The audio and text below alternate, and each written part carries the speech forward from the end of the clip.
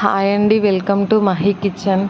ఇంట్లో కూరగాయలు ఏమీ లేనప్పుడు నోటికి రుచిగా ఏదైనా తినాలనిపిస్తే ఒక్కసారి ఈ కర్రీ వండి చూడండి, చాలా బాగుంటుంది. మరి ఈ కర్రీని ఎలా వండాలో తెలుసుకుందాం.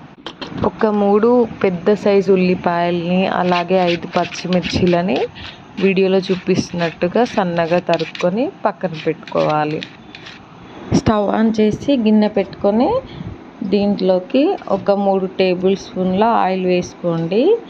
ఈ ఆయిల్ హీట్ అయిన తర్వాత 1 టేబుల్ స్పూన్ ఆవాలు, అలాగే 1 టేబుల్ స్పూన్ జీలకర్రని కూడా యాడ్ చేసుకోండి. ఇవి కొద్దిగా వేగిన తర్వాత 5 వెల్లుల్లి రెబ్బల్ని కచ్చాపచ్చాగా దంచి యాడ్ చేస్తున్నానండి.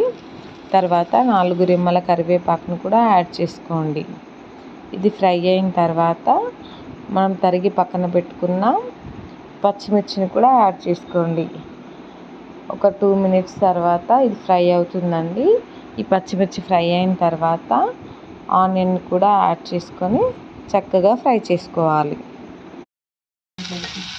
చూడండి, ఆనియన్ కూడా ఫ్రై అయిపోయింది. ఇప్పుడు దీంట్లోకి కొద్దిగా అల్లం వెల్లుల్లి పేస్ట్, అలాగే కొద్దిగా పసుపు వేసి కలుపుకోండి.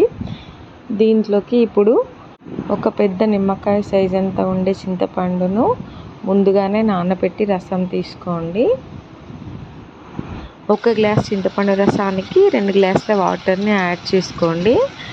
ఇలా యాడ్ చేసి హై ఫ్లేమ్లో మరిగించాలి. ఇలా మరుగుతున్నప్పుడు మన రుచికి సరిపడా ఉప్పు, కొద్దిగా కారం, అలాగే ధనియాల పౌడర్, కొద్దిగా జీలకర్ర పౌడర్, అలాగే ఒక చిటికెడు మెంతి పౌడర్ని కూడా యాడ్ చేసుకోండి. ఇప్పుడు ఒక 10 నిమిషాలు మూత పెట్టకుండా అలా మరిగించండి. ఇలా మరిగిన తర్వాత కొత్తిమీర వేసి స్టవ్ ఆఫ్ చేయండి.